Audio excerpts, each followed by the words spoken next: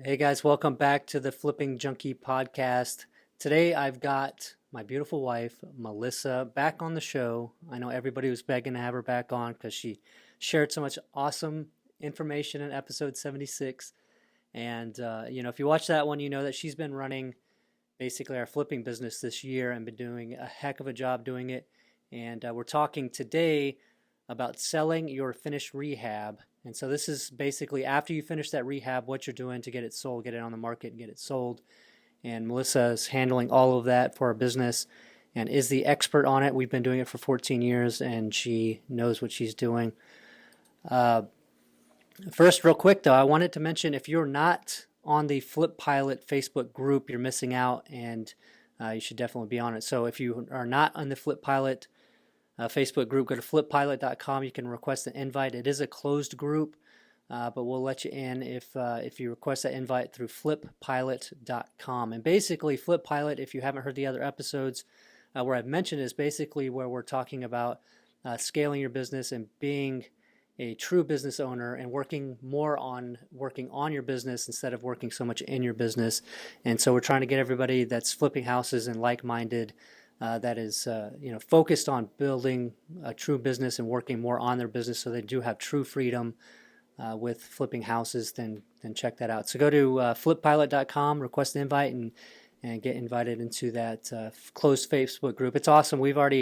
I think we've got about 600 people now in the group, and it's growing super fast because we just opened it up just over a month ago, I think. So 600 people, and everybody's communicating, and it's been a real great thing. So check it out.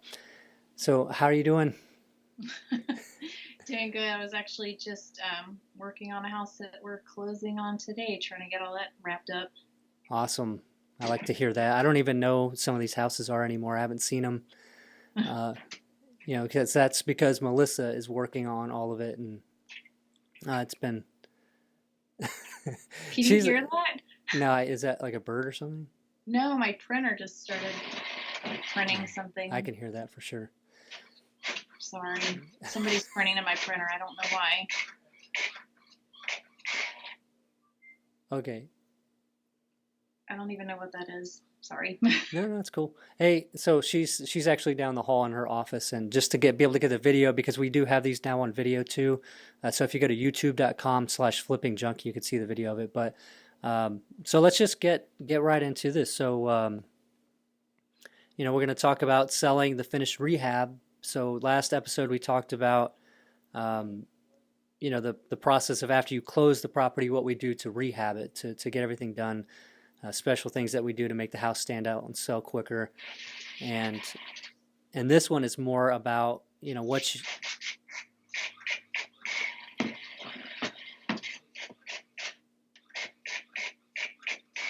Honestly, I don't know what's happening.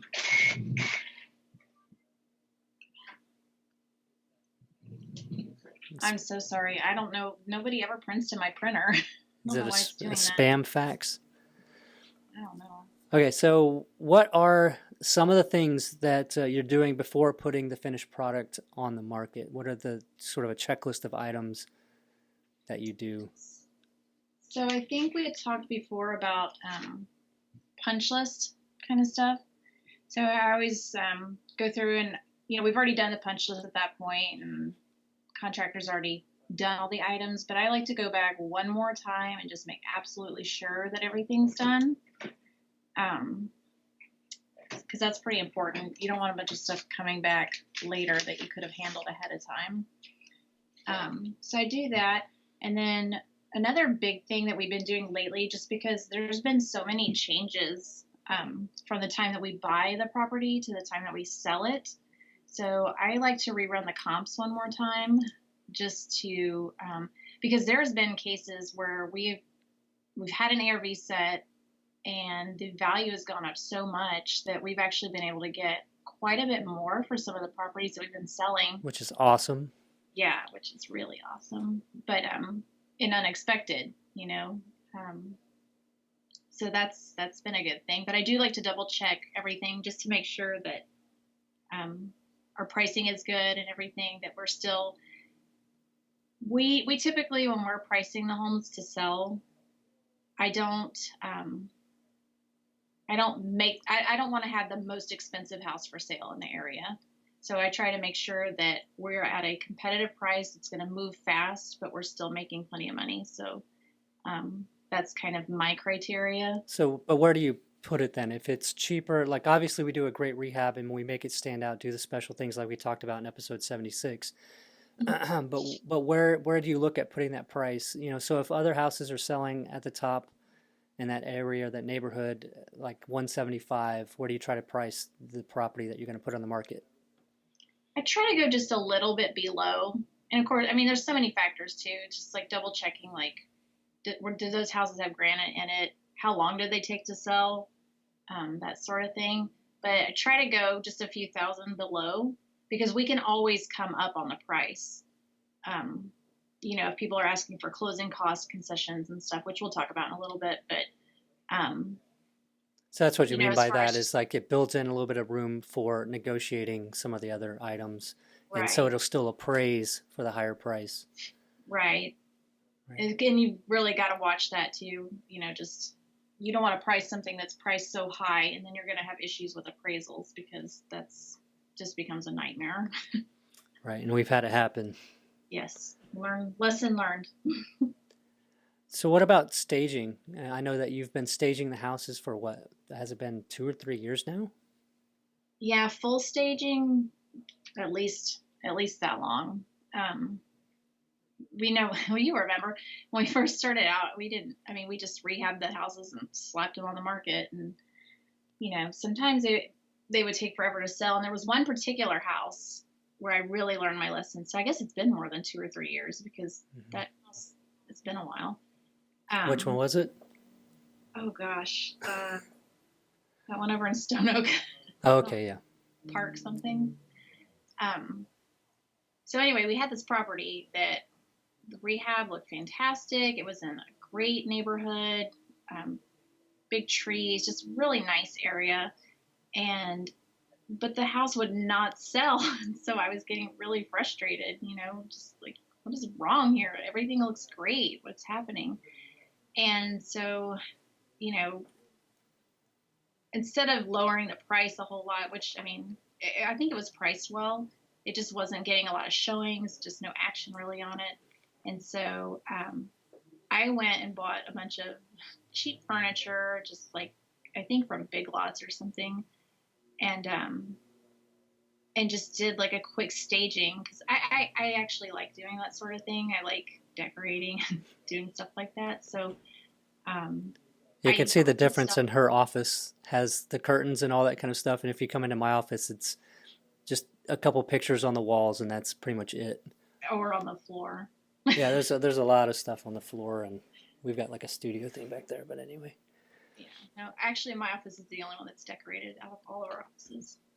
But anyway, so that's something I enjoy. So that was actually kind of fun. So I thought, well, maybe if I throw some furniture in here, it'll help. So I went and I didn't spend a lot of money. I spent probably less than $1,000. And I bought a living room set. I bought a bunch of pictures for the walls. I bought some shower curtains and some towels and some rugs and stuff like that. And just like try to add some color and some life into the place so that people could really get a feel for Right. what it could be. And after I did that, we had a huge increase in showings. And so ever since that has happened, I have made it a point to stage every single house. So I've got a few rotations of furniture now at this point. I've got a storage unit and I just move the stuff from house to house to house as we buy them and sell them. Right. And I'm just constantly blown away by how cheap you're able to stage these houses for. I mean, obviously, this isn't furniture that we would want to have in our home because it's not, I mean, it looks good, but it's not built real well. But you can have, that stuff looks great though. And when you put it together, I mean, we even had the one house that you had staged, somebody actually robbed all of the staging furniture. Yes, they did. The They neighbor, took everything. so They even took the pictures off the walls. right. Did they take the hand towels and all that kind of stuff too? So Yeah, they like, took everything. They took my Goodwill furniture, which was funny because I actually found a really nice set of furniture at Goodwill or yeah, Salvation you were Army. mad. You were pretty ticked about it. I was mad. It was my favorite. It was That like a good was like set. a $300 bedroom set. Everything, the bed, the dresser, the Yeah. mirror, like all kinds of stuff. And Right. you don't have to spend a lot of money to do this. Yeah, and you can collect it find, over time, and then you've painted some of the pieces that you got so they look great, painted them white or whatever. And then we collect furniture too from the houses that we buy. When people leave furniture behind, we got that leather sofa. And do we still use that fluffy thing? No, I sold it actually. Oh, did I Right. got my use out of it, and then I sold it on Yeah. Craigslist, so it's Cool, gone. cool. So yeah, so Yeah. If you're Craigslist. not staging your houses, I totally recommend doing it. Even if you don't put a ton of furniture in, hang some pictures up on the walls, buy some towels. What are the main items? The Staging main items, yeah. besides furniture. Well, I mean, like what kind of pieces of furniture? Because we don't fully furnish the whole house. We don't put beds in No. all the rooms and stuff. Yeah, no. What I usually do is I always do the living room because that's the first place that people really see, and you really want them to feel comfortable in the house and kind of feel like how, I don't know, like they can sit on the couch and they can talk about the property or whatever when they're done, And they that's just the big feel thing, right? Like that's what when you brought up the stone oak house when you started doing this. I remember that conversation that we had when we were walking through and it was empty still. And it's like there's nowhere to sit down and really feel the house.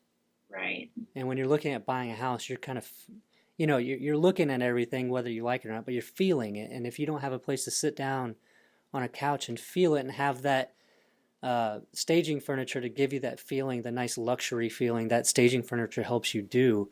And if you want to see what I'm talking about, Melissa's doing walkthrough videos, posting it on the Flipping Junkie YouTube channel. So if you go to youtube.com/flippingjunkie, that's JUNKIE, Flipping Junkie, youtube.com/Flipping Junkie. You can see these interviews, but then also her walkthrough videos of these properties that before we fix them up, while we're fixing up, and then also the after product after she staged them.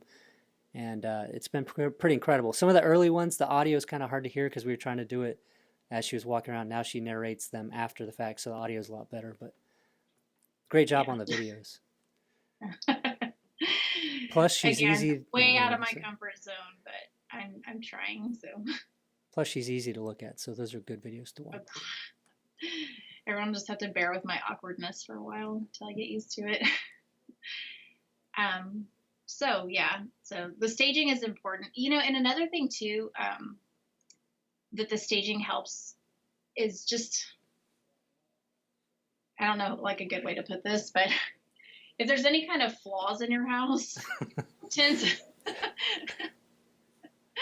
if something's not, perfect. I mean, we want it to be perfect, obviously, but having other things in the room doesn't make people focus on all the little things. So if you have just a plain blank empty house, people are going to look at every single thing because there's nothing else to look at. Right. And what you mean? It's furnished and there's things on the wall and there's color and stuff like that. Yeah. People they're tending not to think about those sort of things. Like if there's popcorn on the ceiling, maybe you didn't remove it or something. Yeah. They're not thinking about that. So I was thinking you were going to say, like, if you've got a hole in the wall, you just put a picture over it, but that's not what you're talking. You're talking about just distracting, like bringing the attention to other things instead of, the thing that might not be like the popcorn ceiling, that might not be something you really want people focusing on. Right. Yeah. No, I don't recommend covering anything up by any means. I'm just saying if you've got some, I don't know. Like unless it's temporary. You're trying to get it on the market. No, I'm just kidding. All right. Well, any major repairs are going to be dealt with later anyways, so. And hopefully you don't have any of those by the time you're listing anyways. Oh, for sure. So did you talk about the final walkthrough? Yeah, so, I mean, just double check everything. Make sure those punch list items are done. And just give it a final eye, like before you start bringing in the furniture. Sometimes I do it a little backwards. Sometimes I actually do have the furniture in the house before I'm able to make it over there to finalize everything. But because the more you're in the property, if you're there all the time, you're not going to notice things. You know that. Yeah. But if you step away from it for a little bit and then you come back and you see all the furniture in there and you just really kind of look at everything. And bring somebody else with you because you'll see things that you don't see. And you've seen it come from a place where you don't want to be. You don't want to eat lunch at. Yeah. before we fix it up. And so you see all this change, and so you tend to miss some of the things that somebody who hasn't seen the property before might pick up and see. It's kind of Right. amazing how that works. Yeah. So bring a friend or bring a realtor if you're using one. My realtor used to come with me to all of our punch lists and stuff like that, and she would catch things that I wouldn't catch, and even the kids sometimes they come with me. They like to, yeah, the blue tape. The kids love the blue tape. My kids are worse. They're worse than me with the nitpicking things. Hey, but you can't feel bad about it. You got to nitpick, make sure it's perfect, because you don't want to go back over there after it's on the market and say, wow, I'm kind of embarrassed by some of this. But Yeah, we don't want those embarrassing moments anymore. okay, so we used to sell properties ourselves, and that was a nightmare. It was a Yeah. nightmare scheduling to show the properties, have people not show up. And we learned, well, it took us a while. I wish we had learned it earlier, but we started working with a realtor, and Laura is awesome. We've been working with her for years. So how do you want to talk about some of the things that you do with Laura to help make our business more efficient? And Yeah, I think that if you have an awesome realtor, and I know we talked about her last time because she's just, I can't say enough good things about her. She's phenomenal. But if you don't have a good realtor on your team, I highly recommend getting one on your team, and especially either somebody that's really seasoned that knows the business really well, or if you know somebody that's new in the business, so you can almost train them of how, to how you work. So Laura and I, we've been doing it for so long now. We have a very easy system that we use. Basically, so we do the listing packets together. So what she'll do is she will email me all the docs in Docusign, and I'll Docusign everything, including, so she puts everything in a packet. She's great. So it's got all the listing agreement stuff. I just type in the price that I want to sell it for. Then we have so these are all parts of our listing packet. We have the listing agreement. We've got the brokerage, agreement thing that you have to do.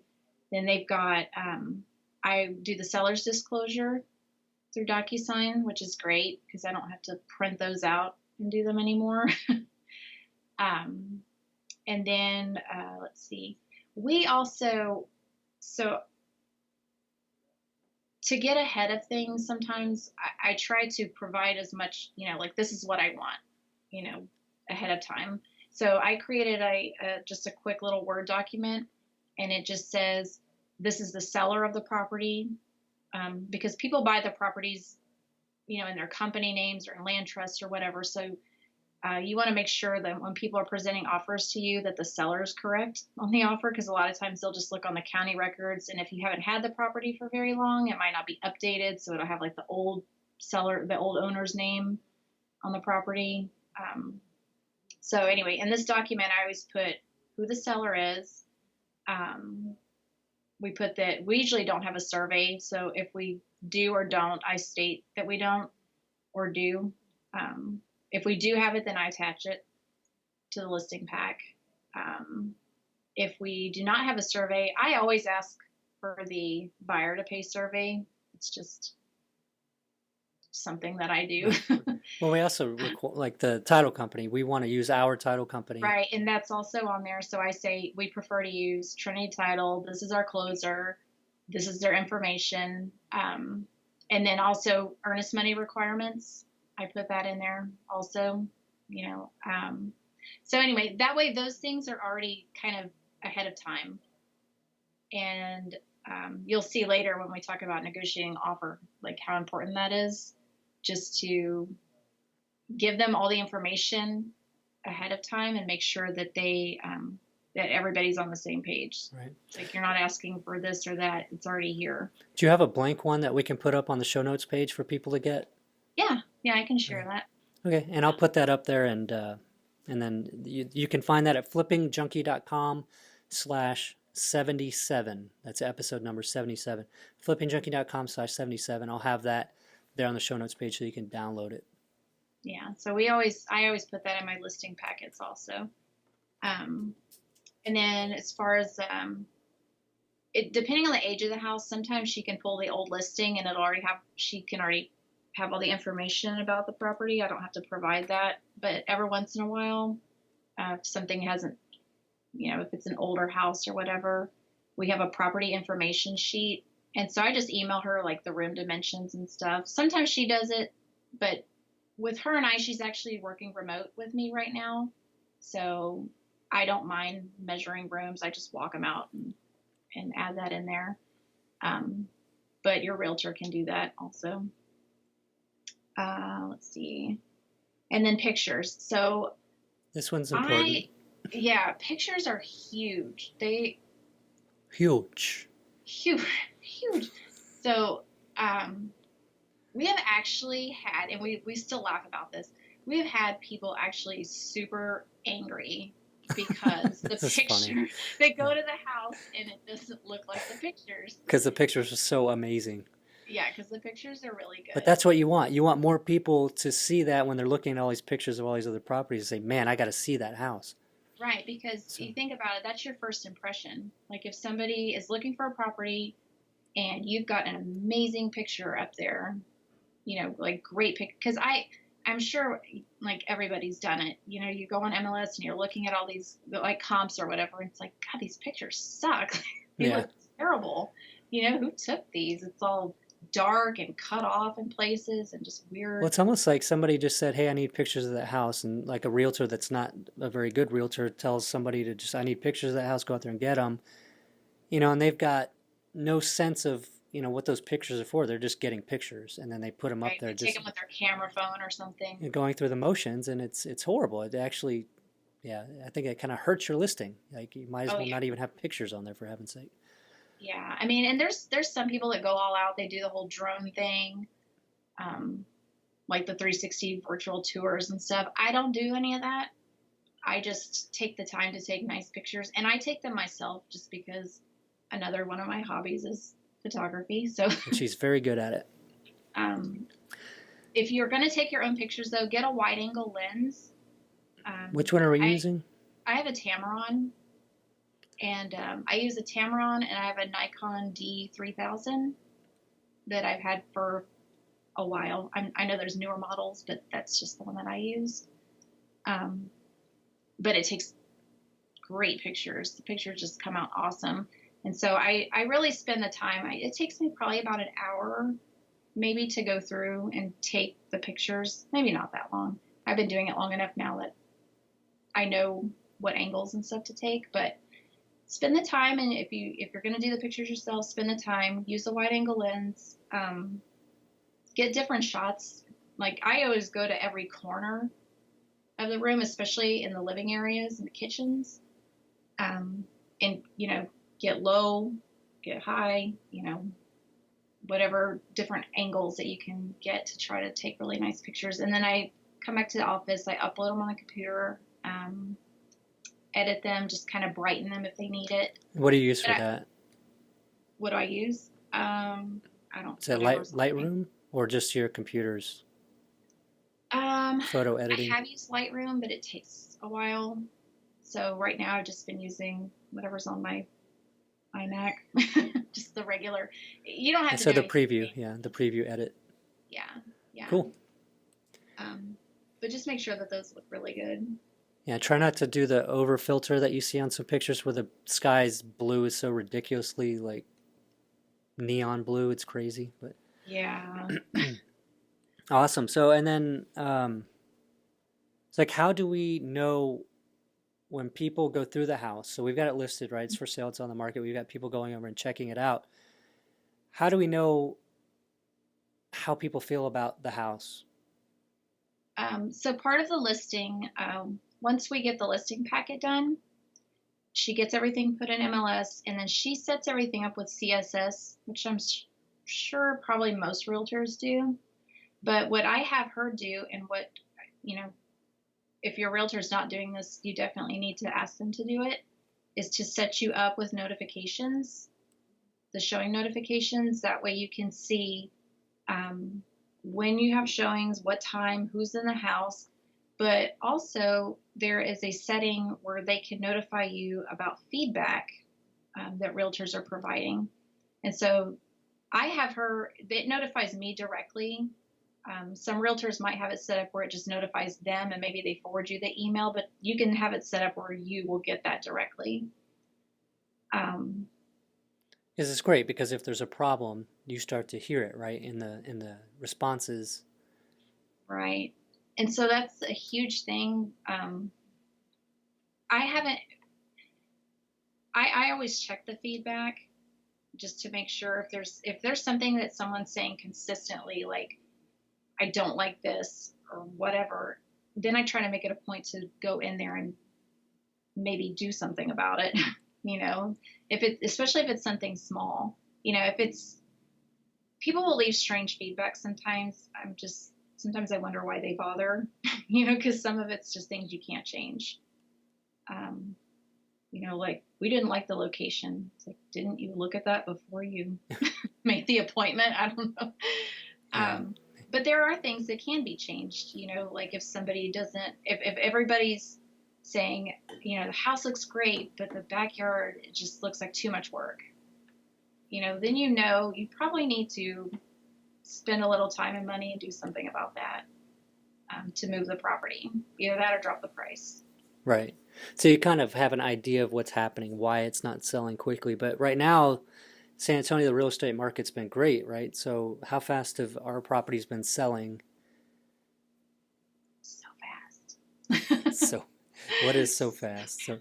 Well, recently we've had several, right? Where over a weekend we've had we had a record of like 50 something showings and 20 something offers or something. I wish. No. The best one that I've had so far, we put it on the market on a Thursday night. By Sunday afternoon, we had 42 showings and I had 13 offers. That's crazy. And when you get in those situations, if you do it, and that's not every property, but in San Antonio and probably most markets, we have a sweet spot, and those sweet spot properties just fly off the market, and that's usually for us between like 135 to about 160. So, and that's below median for San Antonio. So it's somewhere below median price usually, I think, in most markets. It's just where the majority of qualified buyers are, like the biggest pool of qualified buyers, I think. Right. And the 135 might be a little low. It's probably more like 140 to 165 now that I'm rethinking that. Yeah. It's about that price range, but those they go so quickly. And if they look nice and they look a little nicer than the average house that's in there, not that you spent more money fixing it, but that you just made it look nicer, not quite so rehabby or, Yeah, the yellow and white, right? Yeah, all the beige. Yeah, beige and white. People just don't like that so much anymore. Well, it's common. I mean, you see that in too many houses. Yeah, and so just add your wow factor, like we talked about in the rehabbing, and even if you just do one thing that looks amazing. It's like we've been adding the mural of unicorns with the rainbow in the living room, and that's really. I'm just kidding. Don't do that. But actually, when we painted you on the unicorn, that was the best. It worked. Yeah. Figures. All right. So, how do we handle multiple offers? So on that one, there was 13 offers. How do you deal with that? What do you do? Well, celebrate. Of course. And then, so what we've actually had to do a few times when we are in those situations is we have to cut off the showings. We just have to cut them off because there are so many and all the offers start to look the same after a certain amount of time. And I need time to review them, because people in those situations, they know there's multiple offers and they get impatient, and so it's like I have to stop the showings to stop more offers coming in so I can look at even what I have, because there's just so many to go through and it takes a while to go through these. So what I do is I kind of nerd out a little bit, and I have a spreadsheet that I created that has all of the things. And if people want to, I can share that. Right. So we'll include that too on episode 77. flippingjunkie.com/77. Yeah, and it's just a quick way. If you've got several offers, it's just for me, it's an easy way to see what all I have in one place instead of printing out, these contracts are like 15 pages long, and, I don't want to print all that out. And I don't want to, before I would sit down with a piece of paper and like write it all down and stuff. And it's just a lot to go through because there's a lot of different things. And so what I do is I separate each thing out because for me, those are all negotiation points. Yeah, because it's not just the offer price. It's right. Everything there's else. So many other things to be negotiated in a contract. A lot of people think it's just the price, but you can negotiate anything. And there are particular things that I always negotiate on. So sales price. Yeah. So what are the things that you always negotiate on? Are we on this part yet? Yeah. Well, what are the part that whenever you look at multiple offers and there's certain things that people are asking for, how do you choose which one to go with? So say I've got everything in my spreadsheet or whatever. First things I always look at is how are they paying for the house? Cash is always my first choice. Even if it's slightly lower, if somebody's going to pay cash for something and they're not asking for closing costs and stuff like that, then that's the offer I want to take. Cash followed by conventional financing and then FHA. And only because with FHA, I know there's a lot of FHA buyers, but there's so many more hoops you have to jump through with FHA, and requirements and things like that. And I've just found, and that's not saying all of them are like that because it really depends on the lender too, which is another huge thing that I look at. So if it comes down to like a conventional or an FHA offer, the next thing I'm looking at is, well, who's your lender? So Laura, go ahead. Well, Laura and I have a bad list of blacklist. Lenders. Yeah. There are lenders that I have blacklisted. I just won't work with them because we've had nightmare closings with them and I don't want to deal with it. Going back to the cash thing, if you do get a cash offer, make sure you are asking for proof of funds because people can say, I'm paying cash, but you want to see that. So I require that if somebody is paying cash, I want to see proof of funds always. And same thing with the lenders. I want to see a lender letter attached to the contract. And I should have mentioned that before. When we do that, the document I was talking about with all do we have a survey? Here's our title company, all that stuff. I always say attach a lender letter to your offer also. Most of them do, but we get some that don't. Right. And then the blacklist. So if there's a good offer, strong offer, it's maybe higher than the rest. They're not asking for a bunch of closing costs, but they're using a lender that's on our blacklist. What do you do at that point? Because you want to take the offer, but you don't want to use that lender. What do you do? Well, I always ask them to change lender. And I don't know if enough people do that or think to do that, but I started doing it. I just figured, what the heck? Like, I may as well ask. It can't hurt. And honestly, we have had several people that have wanted the property so bad that they're willing to change lenders to get the house. To one that we specify, which has been awesome because we've got people that we know are awesome and they can get it done. And so it's nice to not have that worry at that point. So you're not using a lender you've struggled with before. You're using one that you're familiar with, that you even have a relationship with. And so it works out awesome. Right. And it's not like we get anything out of that other than the fact that we know it's going to close. Right. And when I say that, it's like we have people, we have one lender that I love to use, and they have rescued several of our deals just because, they had a lender that seemed okay. Things were going along okay. And then they couldn't make it happen. And they would tell these people, we're not going to be able to do this, or you're going to need to do this or that or whatever to get this thing to close. And of course, at that point I'm super frustrated because closing is coming and things aren't happening. And so I've had my lender that I like to use step in, contact them, and I don't have anything to do with it. I just kind of put them together as far as like, you should through the realtor, contact this lender. They might be able to help you if you want to get this thing closed. And 9 times out of 10, they'll do it. And he has rescued probably maybe like 6 deals in the past year or two that we've had that situation. So that's, and the way to find those people and the way we found ours is whenever you have a closing, it goes so super smooth. And, and talk with your realtor. If you're using realtor, talk with them, find out how things have gone with the lender that the buyer was using. And then make note of that so that you have these, your bench full, for when you need to recommend lenders to somebody else, if somebody is using a lender that you don't want to work with. So, I was going to say something else, but okay, so a common situation is where a buyer gets an inspection and asks for tons of repairs.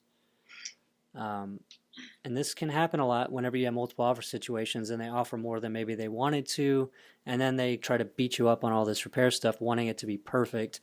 And a lot of these 30, 40-year-old homes aren't going to be perfect, but what's our procedure for handling which repairs we agree to do and which ones we just won't? The first things I always look at is it a health and safety issue? Those, without a question, I will always do those repairs just because I don't want to compromise anyone's health or safety in a home. I just don't feel good about that. Pretty much all electrical items. Yeah, so anything electrical, especially electrical things in the attic, anything could start a fire or anything like that, definitely want to take care of. And we try not to run into those. We try to make sure all that stuff is, but you're not going to catch everything. That's what the inspection's for. So it's actually pretty helpful. You do get some inspectors that nitpick every little thing, and they scare the buyers. And that's where just having a good agent also is very helpful, because they can kind of alleviate that. Just like, hey, these items are not a big deal or whatever, if it's a piece of weather stripping or something, and that's obviously not like a huge thing. Right. But for me, it's always health and safety. And then, there are other things where something should have been done, it was on the scope of work and maybe I missed it on the punch list. Like a sink is leaking or something where we changed out a faucet. I always check that stuff, but I've had so many times where I've checked a faucet and it was fine, and then they do an inspection. I don't know what they do, and then they're like, this has a leak in it. The faucet's dripping or whatever. So anything that was on a scope of work that should have been done, that wasn't done correctly or done at all, which should have been. So mostly it's if it wasn't done correctly, I always have those items taken care of because I've already paid for that work to be done. Right. But I think the key is like knowing that you don't have to go and repair all of it. Now, lender required repairs you do if you want the lender to lend on the property. But nitpicky stuff, I mean, we negotiate it. We take care of the serious stuff and then don't just agree to do everything. And most of the times, buyers are pretty happy with it. But yeah, they're going to be happy if you're taking care of major issues. They're most like, in their realtors always tell them to ask for. Yeah. Ask for all of it. Ask for, We've even had that one where they wanted us to sweep out the garage. And it's like, what? I mean, this is on an, repair request. You want us to sweep the garage out? I mean, that was actually it's crazy. But all I do is I print the thing out and I look at it. It's like, what do you want? And then I just start marking through the stuff I'm not going to do. And then I initial it and just send it back to them and let the realtors hash it out. Nice. That's the way to do it. All right. So on Flipping Junkie, we get this question all the time about the FHA 90-day rule. Curse you, FHA 90-day rule. What is that? What is the rule and how do we deal with it? Okay. So the rule right now is if it is less than 90 days, you cannot sell it with FHA. So, that being said, if we do have a property that's meets that criteria, it's under FHA. When I list it, I just don't offer FHA financing, which is totally fine. Just offer it up as cash or conventional only. And so a listing says that that's the Yeah, payment terms needs to be conventional or cash. yeah, it'll specify in there, and that'll just weed out your FHA buyers right there. Um, now, if it's between 90 and 180 days, you'll have to have 2 appraisals. So you'll have to have 2 appraisals if it's in that time frame, but also if the resale price is over 100% of the purchase price, you'll also have to have 2 appraisals. So that's where you get into the whole thing where you get these lenders that start asking you for all your repairs that you made and how much they cost. And I've run into that several times, just because they want to know, they want to see, well, it starts with they want to see a HUD. They want to see how much you paid for the property. So I always start with no. Just because, no, I'm not going to provide that. And maybe like 60% of the time they'll back off, and you've got to remind them, hey, you're getting 2 appraisals, so what does it matter what I paid for the property? Right. If they keep on with it, then I usually will, and usually this doesn't come directly to me. This is all coming through the realtor or the title company. I'll tell the title company, we'll just send them over the warranty deed. From when we bought it, which will show the loan amount. Which So, usually includes the repair money that we got for the rehab too, right? So. Right. But I mean. But we don't explain that. It's just like send them that, let them make whatever assumptions they want to make. Right. That's fine. So sometimes that'll work. If the no doesn't work, then that's my next step. If that still is not enough for them and they keep on and they're not going to go any further with the process and it becomes an issue, eventually I will send them a list of repairs.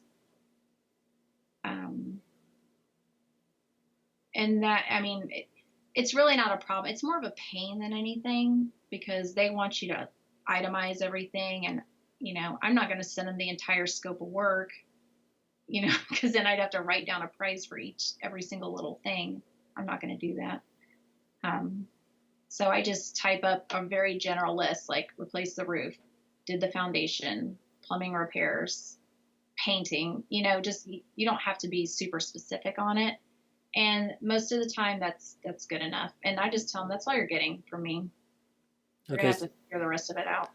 Right. So the gist of it is 90-day rule FHA. So if we bought the house, and then within 90 days of us buying it, we're trying to sell it, we can't sell it FHA, so we don't even put that in the listing. Right. If we've had it 90 days and we're going to sell it, we go ahead and include that. But if it's before 180 days of buying it, then we know from the get-go we're just going to have to get 2 appraisals. Right. And then they may request information about how much we paid for it and what repairs we did. So. Right, and that all depends on the lender, too. Some of them have been real stringent about it. Some of them, I just say no, and they just figure it out, whatever they have to do. Right. I think there are a couple of exceptions to that rule, that 90-day rule. And one of them is if you inherit a property yourself and you're selling it within 90 days, I think you're exempt. And then REOs sometimes, I think, are exempt from that also. I haven't heard of that. Yeah. Cool. So after acceptance of an offer, what do you do to make sure that everything stays on track and it gets closed? Communicate. It's so important. This is where it's so critical to have a good team when you're doing your dispositions, as far as like who's handling your dispositions. So for now, that's me. But then my realtor, my closer is amazing at Trinity Title. Well, they're all amazing at Trinity Title, but her team, they are just great. And so What we actually started doing, and it's been really helpful for us, and we've been doing business with them for years, closed hundreds and hundreds of deals with them. So we get we kind of get a little special VIP treatment, which is nice. Um, they come to us with all the closing docs. I don't go to closings anymore ever. And even if you're not doing hundreds and hundreds of deals through a title company, if you're doing multiple deals a year, I guarantee they'd send a runner or send a mobile notary to your office or your location to sign paperwork. I mean, it's not crazy to ask for. No, I definitely ask for it, especially, I mean, we're all so busy in this business, and anything you can do to save yourself a little bit of time. You know, if you're spending hours driving to closings and meeting with the seller at closing and stuff, I never do that. I don't ever see anyone that buys any of our houses anymore. Never. Um, but the communication with them is just so great because my realtor and my closer, all three of us have this email loop on everything. So anything that comes up, it's not just in a phone call, it's in an email. So everything's documented and we know every step of the way what's going on. And what we've actually started doing, what I was going to say is with the title company, because we've got so many properties being bought, being sold, things like that happening, we started doing property updates twice a week. And so on Tuesdays and Thursdays, they will actually email me all the properties we have, where we're at with everything, what's the status. That's been so helpful. Nice. Yeah, that's cool. And setting up a schedule so you expect it and everybody stays on top of everything. And I'm always remembering my dad had that paper printed out in his office next to his desk that said, if nobody's pushing, nothing's happening. Right. And so either you or somebody on your team needs to always be staying on top of stuff and staying on top of the other people that are staying on top of stuff, just to make sure, when we get comfortable and start assuming that people are keeping an eye on things and keeping up with things is when things like problems come up. So Right. And they're good about even, so we have the property updates Tuesday and Thursday with the title company, but then my realtor every Monday always contacts the buyer's agents for any properties that we have under contract that we're selling. She'll contact them every Monday just for an update. She'll contact the realtor. She'll contact the lender. You know, do we have any updates? Do you need anything? Are we on track to close? And so we try to stay on top of everything. When we make repairs that we've negotiated, immediately when things are done, I get all the receipts together, send them over to her so she can forward them on so that they know the repairs are complete. Here's the documentation. So that nothing is held up on our end, at least. Right. We make sure all of our stuff is done prior to closing so that we're not creating a problem. Right. And then so at what point in this whole process do we finally remove the staging furniture and do we do any kind of cleaning or anything like that so that they don't show up to their brand new house well, not brand new to them though, I guess, and find a bunch of dead cockroaches and stuff everywhere? What? Yeah, I'm trying to be better about that. No, for us, because we're doing so many right now, it kind of just depends on what's in the queue next. If we have a house that is ready to be staged and it needs to be staged immediately, I guess the rule of thumb is once we're through inspections and we're out of the option period with people, if I need to move that furniture out, then I'll go ahead and move it out at that time. But if not, I always make sure to get it out at least 2 to 3 days before closing and move it on to the next house. If the next house isn't ready, we'll store it in the garage or something until it is. But we haven't really had an issue with that, just moving it from house to house to house. Right. And then you've got to. Yes, I do. I do a little quick cleanup, just kind of wipe the countertops and stuff down. You still doing the gift baskets? Yeah, and we do gift bags also. So there's nothing big, but just like to leave behind a small little gift for people that are buying our houses. And it's nothing huge, but we just put together a gift bag. It's got like a candle and just other little household kind of things. Yeah. Maybe I spend maybe like $20 on each bag, and I just have a whole thing of them. Yeah. I just grab one and take it with me. And I thought that was an awesome idea because it's a really special touch. And whenever you're doing a bunch of houses like we're doing, the house becomes a commodity. It just becomes something that you're buying and selling, and you sort of forget the fact that this is a huge deal for a family that's buying your property that you fixed up, and it means so much more to them than maybe it means to you. It means a lot to us, but I mean, you're going from one to the next. But for them, this is a momentous occasion, and so having that special touch, showing that you understand, like, hey, welcome them and congratulate them on their new homes. It's a big thing. Oh yeah, and I like to leave them a thank you card also, because I mean they bought a home from us. They liked our product and they trusted us through the process, and it was it's normally a really good thing. And I am appreciative of people that buy the houses, and I want them to be happy there. So I think leaving a little happy, a little thank you is a nice thing to do. Yep.